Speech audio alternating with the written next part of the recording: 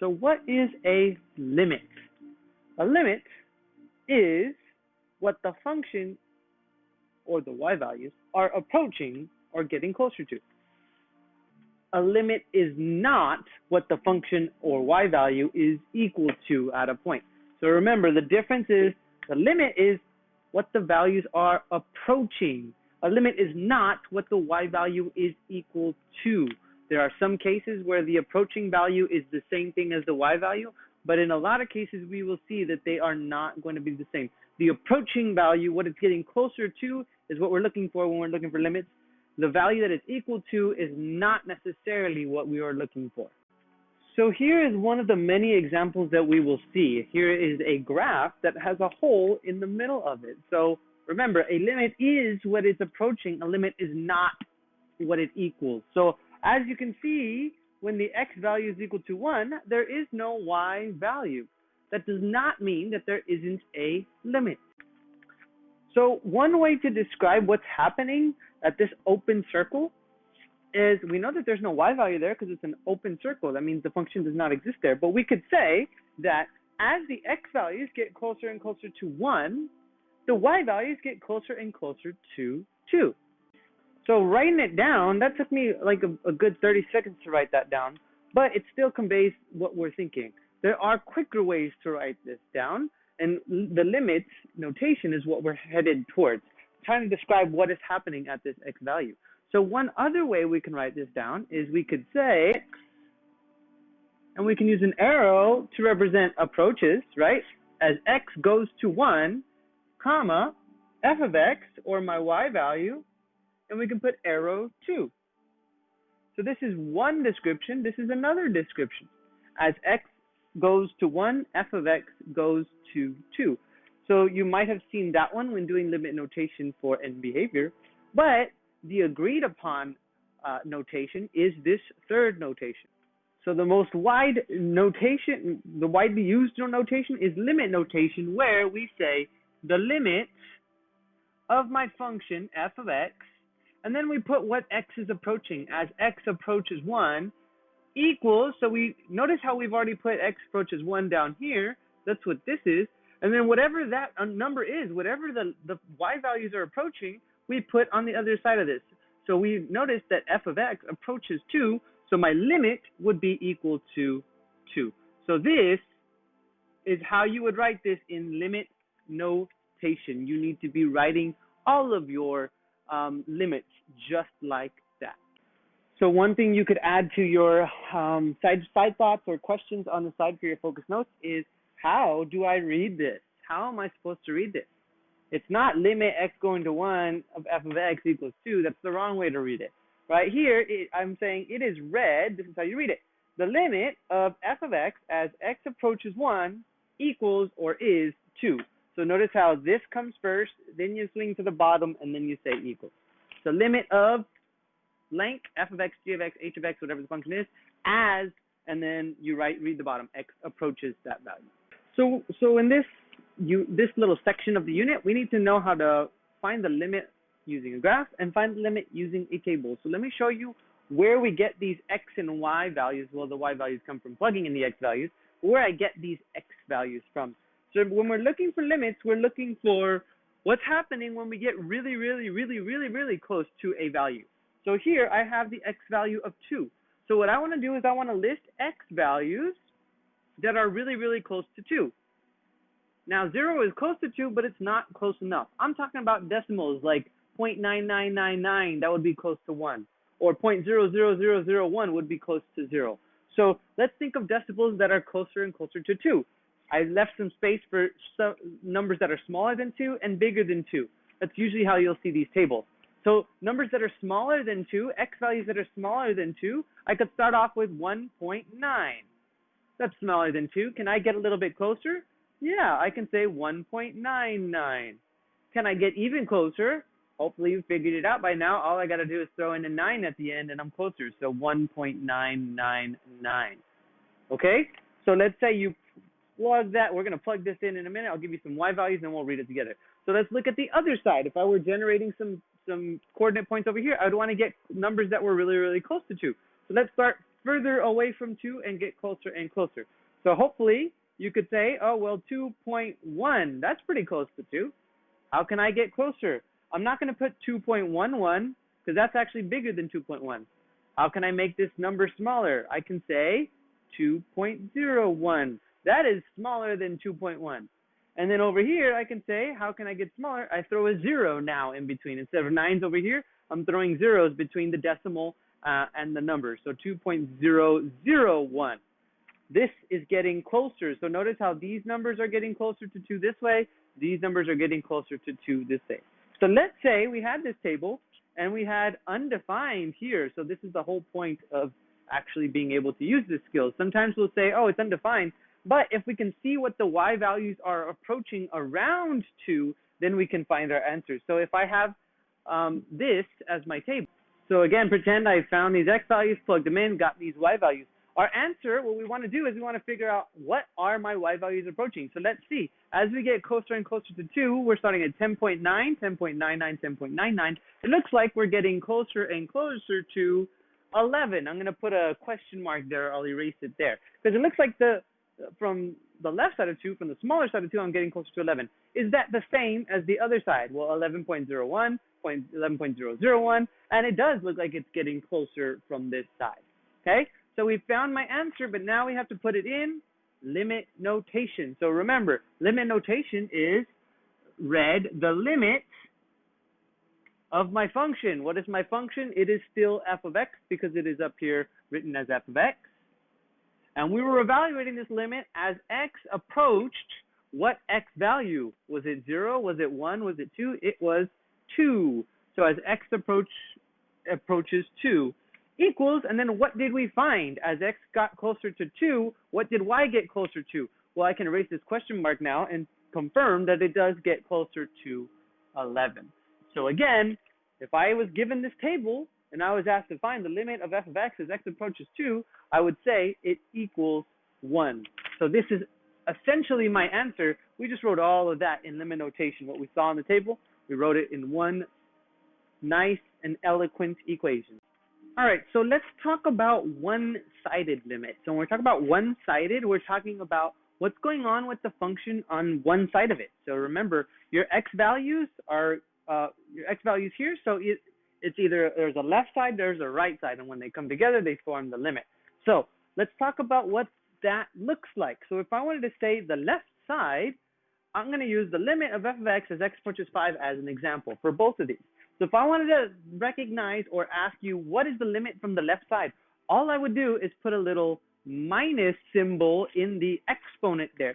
That tells me that it is a one-sided limit and the side that I'm looking at is the left side.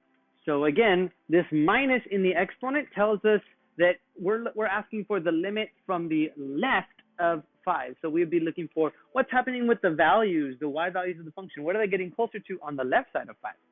And sticking with the same number, I can also ask you what is going on to the y values on the right side of 5. Hopefully you can figure it out by now. If the minus means the left side, then what should mean the right side? Well, it should be a plus sign in the exponent. And I know that's weird, but that plus sign tells me to look on the right side of 5 instead of the left side of 5.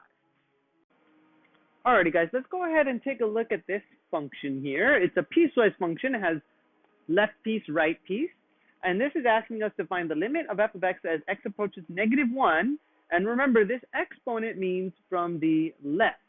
So I'm going to look at where -1 is on the graph, which it looks like x is -1 right here. And this tells me to take out the right. Don't even worry about the right side. Only worry about the left side. So what we could do is we can cover up the right side of this graph, and we could just see what is the left value or the left side of the function equaling or approaching as it gets closer and closer to this x value. So if I follow this down, it's approaching this open circle. So this is asking me what is the y value of that open circle. And now that I've taken that paper away, we can see that the y value is equal to -2. So that's the limit of this function. The limit is -2.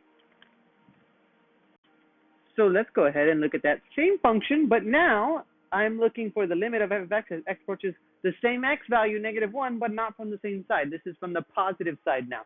So the positive is the right. So now I can take my paper and cover everything from the left up, And I'm just curious about this graph.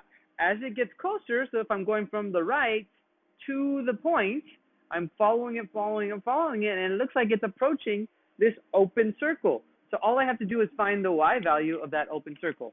So the y value would be 1, 2, 3, 4. It looks like it's there. So my answer to my limit is 4. The limit of the function as x approaches -1 from the right side is equal to 4. So hopefully you have a better understanding of what limits are. Remember, they're not what the function equals, because there's an open circle here. That means the function does not exist there. It's undefined, but it still approaches 4 from the right and approaches -2 from the left. So that's what these symbols in the exponents mean. All right, so now that we have a better understanding of limits, I want to show you the limit theorem. We're going to be using a lot of theorems in this class to justify, it's basically to justify a conclusion that we can make. So if we know that something is true, then we conclude that something else must be true. So this theorem is a two-way street. In other words, this is true if and only if something else is true. Okay? So the theorem for limits is the limit of f of x as x approaches some number c equals some L value or some Y value L, if and only if, this is only true if these two things also happen. So one condition is that the limit of f of x as x approaches c from the left-hand side also has to equal the same value L. So if this is true, and you probably guess it right now, if the limits of f of x as x approaches c from the right side also equals that same number or limit.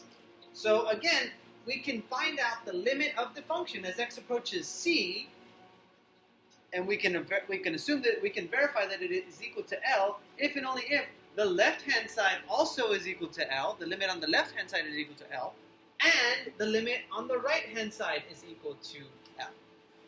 Okay? So basically, if the left side and the right side both come together and they are the same value, then that is the limit of the function as x approaches the value.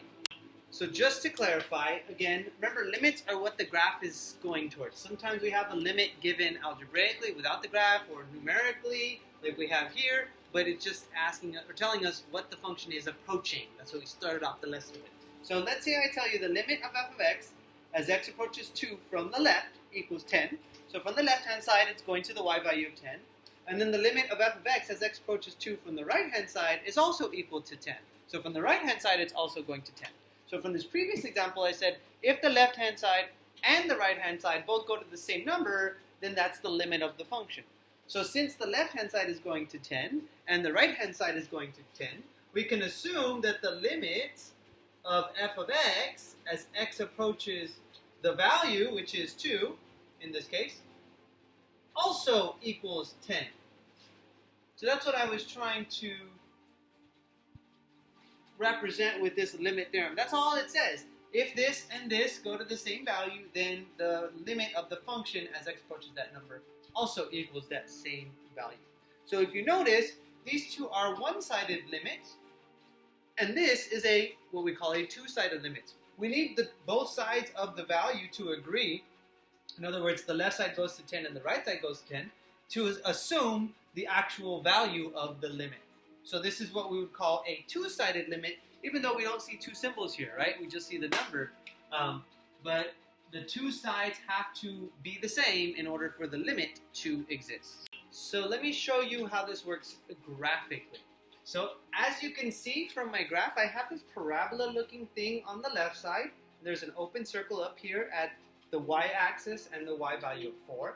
And then a straight line on the right side of it where it intersects the origin, but there's an open circle there. So this, again, is what we call a piecewise function, left piece, right piece, okay? So let's see if we can identify the limit of the function as x approaches the only value, x value in question, everywhere else looks good, is the y-axis, right? So what is the x value there? It is 0. So let's see what's going on the left side. The limit of f of x as x approaches, well, what is the x value that it's approaching that we're questioning? It's that y-axis, like we said.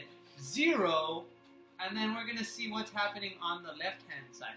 So if I wanted to figure out what the limit of the function is on the left-hand side of 0, remember I can take my paper and I can cover up the side that I'm not curious about. Minus means left, so let's cover up the right-hand side. Who cares about the right? On the left-hand side, what is my function getting closer to, or what is it approaching as it gets closer to 0? And it looks like it's approaching that open circle on the top. So what is the y value of that open circle? It is 4. So the limit on the left-hand side, as x approaches 0, is 4. What about the limit on the right-hand side? Well, limit of f of x, as x approaches 0 from the right, now we're only curious about the right side, so we can cover up the left side. From the right side, what is it getting closer to? It looks like that open circle on the bottom. All we got to do now is figure out the y value. Well, it's at the origin, so 0, 0, my y value would be 0. So, now let's see. Can I say what the limit of my function is? Remember, this if and only if thing tells me if the limits are the same, then that's the limit of my function. Here, are these limits the same? Is 4, the left limit, equal to 0, the right limit? No. No, those two numbers are not equal. So, what can we conclude? We can conclude that we don't know the limit, or that the limit does not exist. So the limit of my function as x approaches 0, remember this is a two-sided limit looking at the left and the right. This is kind of redundant to put, but it equals d n e, which stands for does not exist. So it's kind of redundant to put equals and then does not equal, or does not exist, but that's what's happening here, and that's how we represent it. Does not exist. So the limit, as x approaches 0, doesn't exist. The limit doesn't exist. There you go, your Mean Girls reference of the day.